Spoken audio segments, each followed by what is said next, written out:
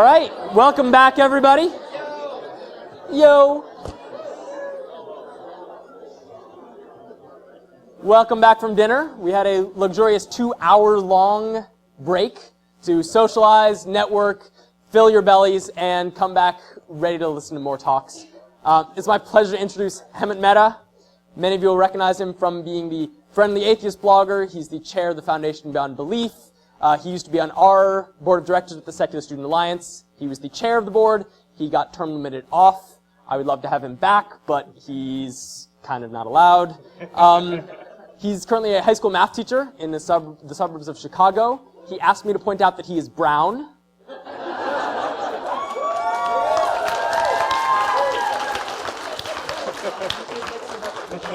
I think he thought I wasn't going to do it. No, I'm really glad to call Hemant a friend. He got me my start. He let me do some guest blogging on the Friendly Atheists years ago. And since then, we've collaborated on a number of projects. We were on CNN, Huffington Post, and quoted in a bunch of articles together because I just love promoting him and getting his voice out there. It's really needed. And he's here to talk about it with a new talk that I don't think I've seen, The Gingerbread Man. Let's give it up for Hemant. All right. Thank you. All right. Can everyone hear me okay? Okay. I am, like Jesse said, I'm a math teacher. I have 2 months off for summer break. And so what I'm trying to do over this summer break is I'm trying to put out a book specifically about high school atheists. And the reason is I became an atheist when I was a freshman, when I was 14. I know because of that, a lot of the things I heard at, now that I'm hearing conferences like these, I don't know if they would have applied to me when I was a freshman in high school. But I know high school students have a unique challenge when it comes to taking control of that identity. If they want to be out as an atheist, they have a lot of trouble forming groups that are different from the troubles college students have. So that's what this book is about. If there are any high school students in the audience, please find me before you leave tonight, and so I can talk to you, because I really want your input on this. What I want to talk specifically about tonight is our image as atheists. And a few years ago, I wrote this book called I Sold My Soul on eBay, where I visited a whole bunch of Christian churches as an atheist. And I'll cut to the point of what I want to say here, which is that after the book came out, I got this email from a student who said, "We would love for you to come speak to our school." He was a student who went to a totally Christian college. And he said every year they try to bring in a speaker whose beliefs go completely against that of the student body, because they find that really interesting. So a couple years before, they had brought in a feminist. And again, later on, they had brought in a local Democrat. I know. And so they were like, we thought it'd be interesting to bring in an atheist to speak to our student body too. I'm down with that. That's fine. And then in the end of his email, he said, P.S. Don't tell anybody. I'm also an atheist. I'm the president of the student body at the school. And he said, the reason I'm president of the honors college, and he said, no one knows that I'm an atheist, and if they did know, he would get expelled, because that's the way these schools work. So he said, he read the blog and he found it interesting, so come to the school. So I went to his school. The talk was interesting, as you might expect. But after the talk, I got to meet this guy, and I got to meet a couple of his friends. One of his friends was a Sunday school teacher, and because I was a teacher, she was a teacher, we had a lot in common. So we were talking about that. And she said that for Sunday school, her church told her, you teach 8-year-olds, here's what you got to teach them today. It's up to her how she presents that. That's at her prerogative. But the school said, this is your curriculum for the day. And one of the days, they gave her a stack of blank gingerbread men. And they said, talk to these kids and have them draw what a good Christian looks like. Yeah. And she's like, but not all Christians look the same. And they're like, uh-huh. Okay, and then here's some more gingerbread men, and you're going to give these to the students, and have them draw what a non-Christian looks like. Yeah, you're one step ahead of me. So she says, this is a horrible idea. You can't just look at someone and know what they believe. You got to talk to them. You got to have this conversation. And she tried to explain this to 8-year-olds. And then she gave them the gingerbread men as they were told. And so this according to one of the kids, and she saved this for me because she figured I would appreciate it. This is what a Christian looks like. So, because I have Christ, he's holding a banana in his hand.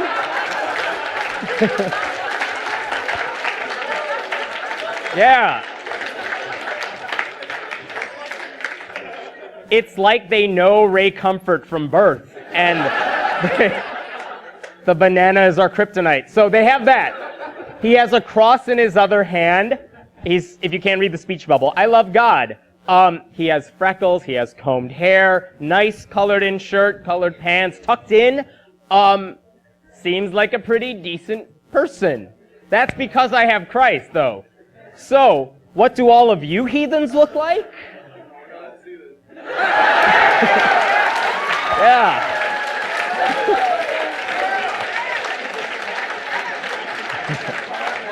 Yeah? Okay.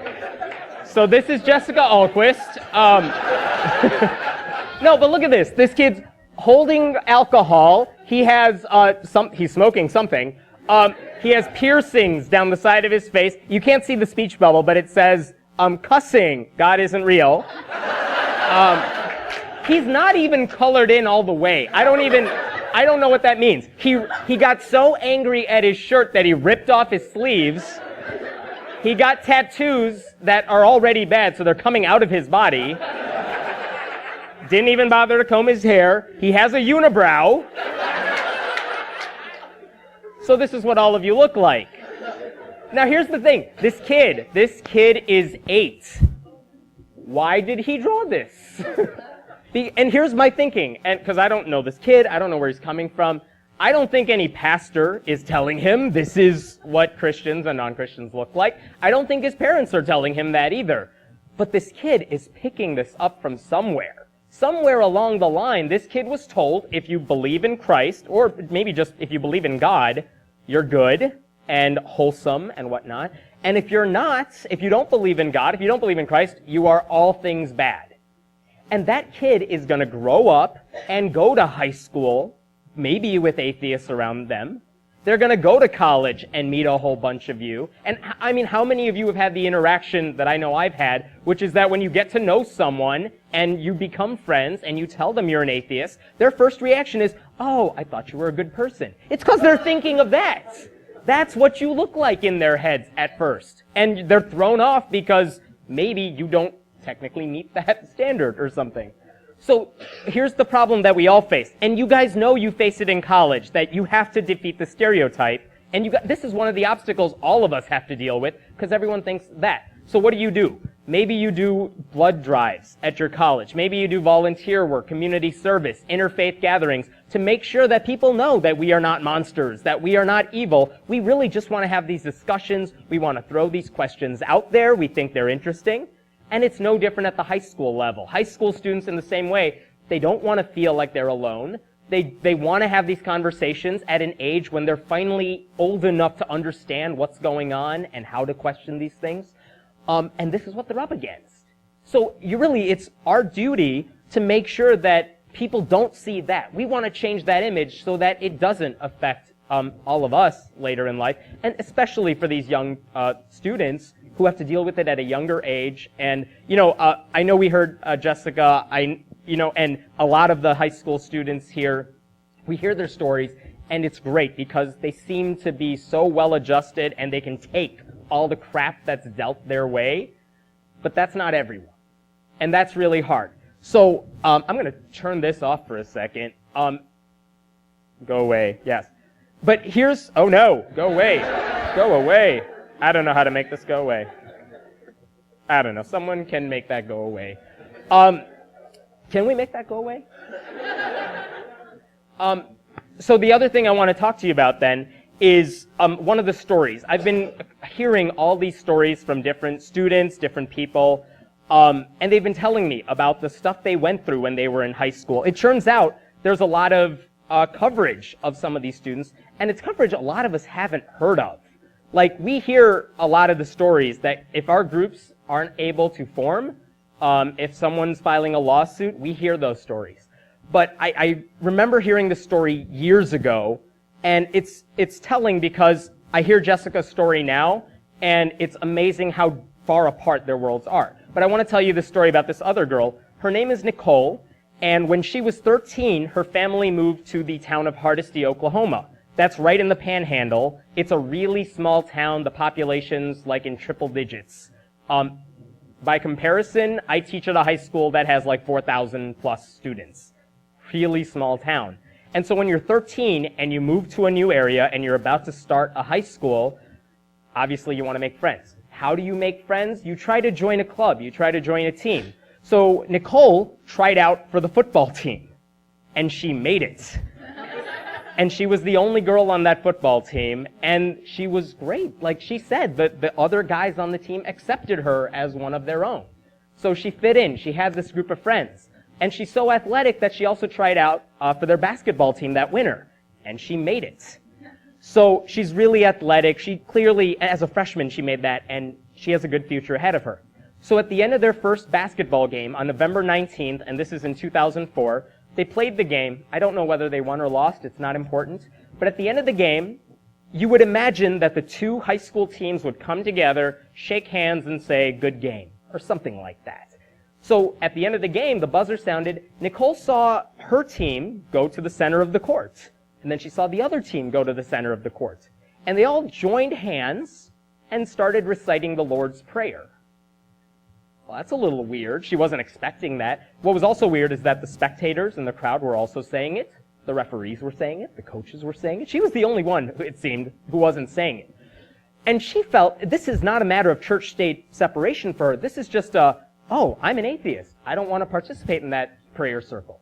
And so she goes up to her coach and says, "Coach, I'm an atheist. I can't do this." And the coach says, "Fine, go to the locker room then." So she goes. And she said, this wasn't even she's an atheist and she finds this wrong. She thought it was disrespectful to the other students. They're all Christian. She's not. Why would they want her to be part of their circle? So she goes into the locker room. And her coach afterwards was like, "We have a problem." The next day, the coach meets with the principal of the school and the superintendent of the district, and they decide how to handle this Nicole problem. And they come up with a solution. She's kicked off the team. And so they didn't even have the decency to tell her that she was kicked off the team. What happened is she went in for the next game that following Tuesday, and her name wasn't in the lineup. And so she asked her coach, "Coach, why am I not in the lineup?" And the coach says, "Well, you stole someone else's sneakers, and you're lowering team morale." So she's like, "I didn't steal anybody's sneakers. In fact, I borrowed sneakers from another student, and then I gave them back to her. She said thank you, and there were witnesses to it." As for team morale, apparently not being part of the prayer circle was team morale. So she's kicked off the team. By this time, word spreads among this really small school and the small town of what she did, and they start calling her names. She's a devil worshiper. They found out she was liberal and she was voting for John Kerry in the election, so they called her gay. They found out her parents were mixed race, so they called her a half-breed. When she went to the bathroom in class, her teachers would say, "I hate that girl." When you ask her father what's up with that, her father's like, "What is this? This is like a religious gang beating up on my daughter." The principal's own son said the very sight of Nicole made him want to grab a gun. It's ridiculous what happened during all this. And she had to deal with all this for years. Teachers didn't do anything to help her out. So Nicole deals with this. I mean, it goes on for the rest of the year. And the following year, I know I'm skipping some stuff here, but the following year, she joins the basketball team again. That's a testament to her that she would even want to join that team again, but she did. So November 18th, 2005, this is about a year to the day later, they play the first game. The buzzer sounds. A prayer circle still forms, and she doesn't join this time. She just stands quietly outside, and there's video of this online, and you could see this prayer circle, and Nicole is standing on the edge of outside the circle. They say the Lord's Prayer. They also say the Pledge of Allegiance. So she just keeps her hand on her heart, says the Pledge of Allegiance without under God, and at the end of this video, you see a girl from her own team walking up to her and whispering something in her ear, and the team walks off to the locker rooms. If you find out what that girl said, the girl said to Nicole, "I forgive you, and God forgives you." The next day, Nicole was kicked off the team again. And this time, the coach said, "You threatened to kill another player." she doesn't get a chance to defend herself, but she's kicked off the team. And so, whatever, she leaves it. At this point, it's too much for her. It's too much for her siblings who are younger, not at the school. It's too much for her parents. They pull her out of school. They homeschool her for the next 2 years. And somewhere along the line, she tried to go back to that same high school, Hardesty High School, and she tried. And the one day she went back, there was a new kid at the school who saw her, and, she said, "Hi, I'm Nicole." "Oh, I know who you are," says this new kid. "You're that, dirty little devil worshiper girl." And she didn't want to go back to school, so she left. And she graduates. Now, if this thing happened today, what would we do about it? First of all, every one of you would have heard about that story. Every one of you would be writing about it. You would, do fundraisers for her. You would go to the school board meetings in Hardesty. We would take care of that, right? She didn't have that at the time available to her. Our community wasn't in place. Now, thankfully, American Atheists heard about this story. They reached out to her family, and American Atheist lawyers defended her in a civil lawsuit against the school. That lawsuit was eventually, and this is amazing because it was in front of a jury, but it was settled in her favor for an undisclosed sum. So that's a happy ending.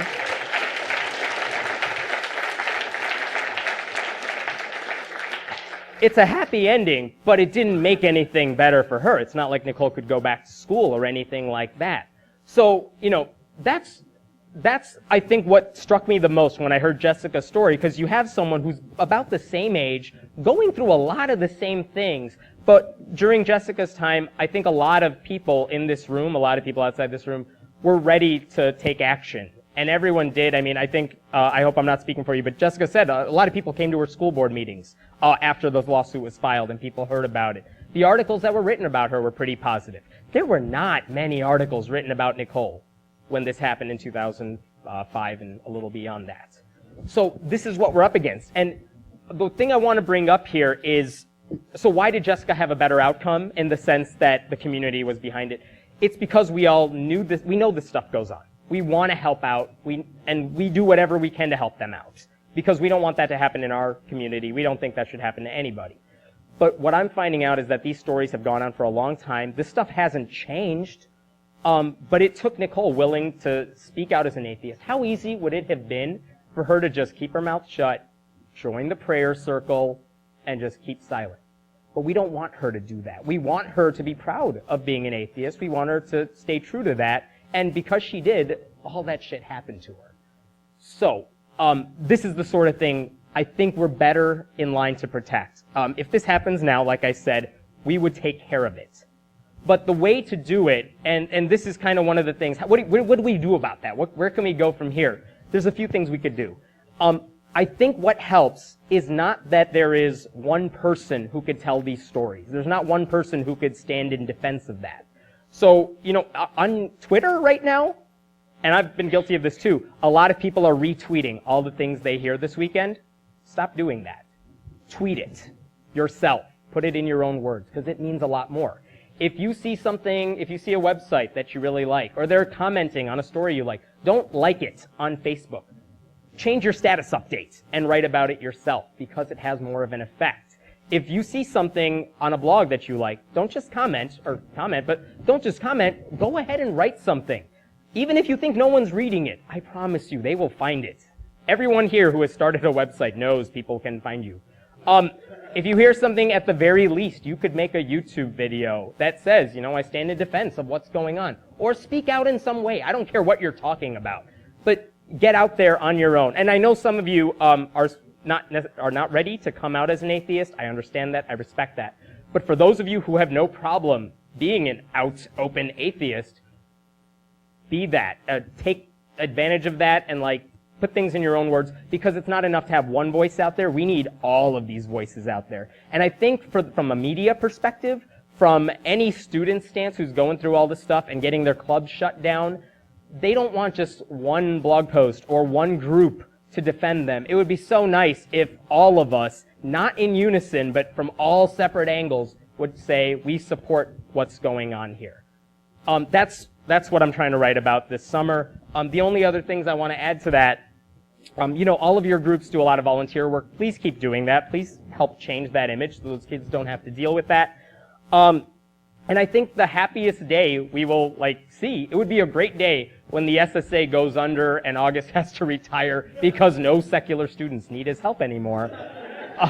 We want to see that day come, but it's so far from that day happening right now, so we need to do that. If you want to know what happened to Nicole, she's now about 21. She moved the hell out of Oklahoma. And as far as I can tell, I've been trying to get in contact with her. I don't know if that's working, but she launched a music career with her family when she had the chance to in high school, and she actually released an album in 2010. So she seems to be doing okay on her own. It helps that she's no longer in that area. But if you hear her story, it's heartbreaking. I know that's an extreme case, but that sort of stuff happens everywhere around the country. It doesn't just happen in the Bible Belt. We're in a better position now to bring those stories to light, to make sure people know that stuff happens, to get religious allies on our side to prevent that stuff from happening, and we need to keep it going. But it's not something a few people in this room can do. We need everyone to do it and just, be proud of being an atheist and show a good face to it. So that's all I wanted to say. Thank you so much.